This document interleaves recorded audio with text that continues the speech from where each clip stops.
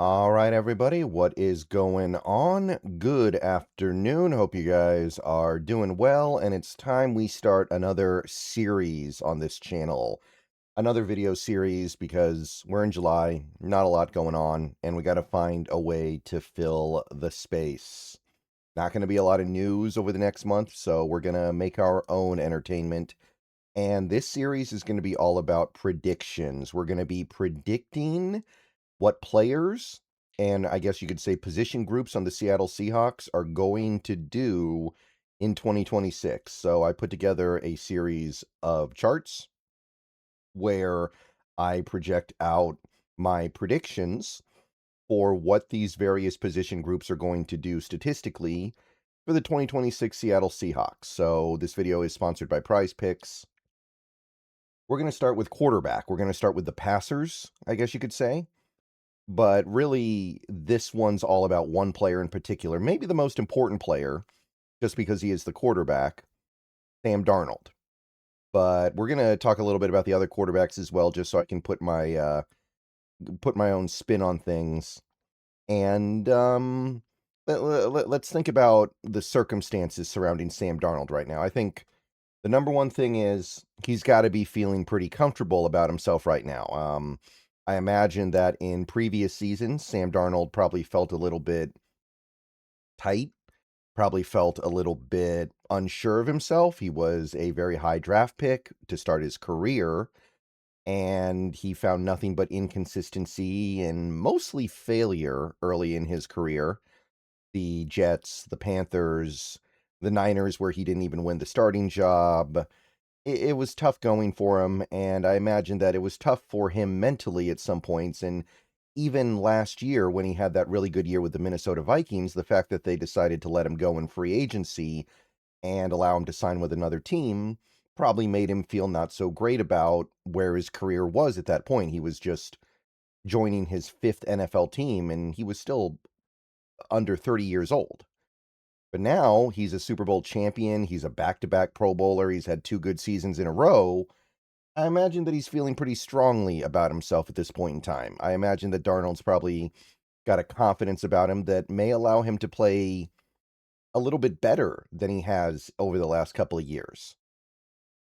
So that's reflected here a little bit. I think the other big thing to keep in mind here is that the Seahawks had one of the best running back tandems in the NFL last year in terms of talent and ability. This year, they don't. So that means, quite simply, I think Sam Darnold is going to be leaned on more than he has in the last season. Last year, Sam Darnold was one of the lowest volume passers in the NFL. This year, I think that's going up a little bit. So let's take a look at what I have here. So completions. Completions, I went with 339. I think he's going to be throwing the ball a little bit more this year, so I also have that reflected here, 499 attempts. Not going to be among the league leaders or anything like that, not going to go too crazy, but I do think you are talking about somebody that is going to have to throw the ball a little bit more because we can't just feed the ball to K9 and Charbonnet this year.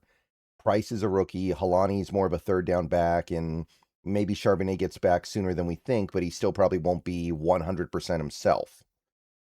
So you put those two numbers together, by the way, you get, about 68% completion. So it's going to be good.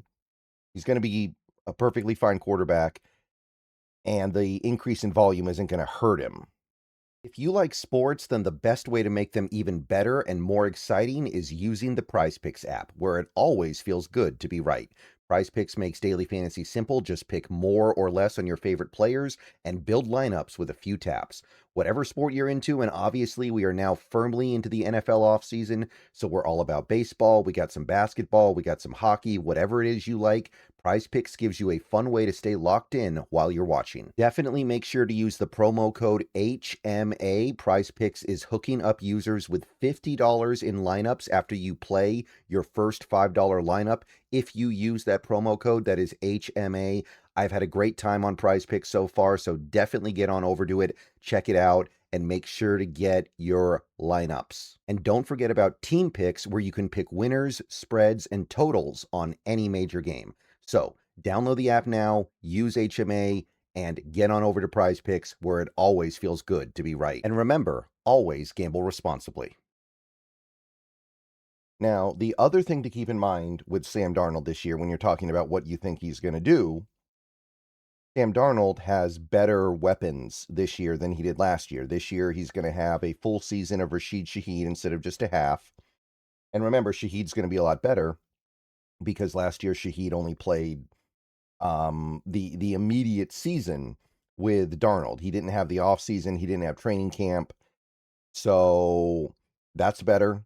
AJ Barner, third year. Elijah Arroyo, second year. Torrey Horton, second year. And Horton obviously missed most of the games last year. So you put all that together, he's got better stuff to work with. So I also think in terms of like playmaking and numbers, you are going to see some better stuff from Darnold this season beyond just the volume. Not drastically, but somewhat. So yards, I went with 4,319, which is pretty close to what he got in Minnesota a couple years ago. Better than he did last year. I think that just kind of naturally comes with throwing it more. Of course, when your volume goes up, you do expect a small diminishing of returns in your yards per attempt. Like last year, Darnold had 8.5 yards per attempt or something like that. It was really, really good. I don't know if he can necessarily keep that up. The hope is just that Shaheed's big playability unlocks something in the offense that wasn't fully there last year. I know that we had a lot of big plays last year, but we didn't have a speedster the way that we do now. Like, Shaheed is a speedster in a way very few players in the entire NFL are. Forget any one particular player. Like, not only is he the top speedster on this team, he might be the top speedster in the NFL. He is, I think, going to bring a lot to this offense, but fundamentally, we're still going to try to run the ball a lot. So I don't want to get too carried away here. All right, touchdowns, I went with 29. So 29 touchdowns, more than last year. Again, he's just going to have to throw the ball a little bit more. Like last year, we would get down inside the 5, and either you give the ball to Zach Charbonnet, or in some cases, you just let AJ Barner do the tush-push thing, and you were good. This year, I think that goes, well, not the tush-push part. That might even be more incorporated, but Charbonnet's probably not going to give you double-digit touchdowns the way he did last year. So 29 touchdowns. Interceptions, I've said it before, I think Darnold's always going to be a guy who turns it over more than average, so I went with 13. And, you know, as a Seahawks fan, we got to be cool with it.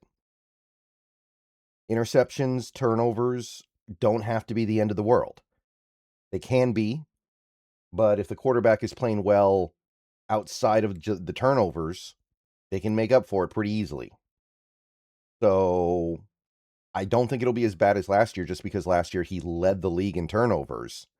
I don't think he'll be that bad again, but I do think it'll be high. I do think that he's just not a guy who's going to be able to turn it off, even in a lower volume passing attack. And it doesn't have to be a big deal. It doesn't. So you put all those numbers together, you come out with 103.3, which is very close to what he had in Minnesota, and it is the better than he had last year by a few points. So I think he'll be comfortably a franchise quarterback again. I think he'll be a Pro Bowler again in all likelihood. I don't think he'll be the best quarterback in the league or anything like that, but I think we're going to get our money's worth out of him for sure, and we're going to be very happy with him. And last numbers I have here would be the number of sacks taken.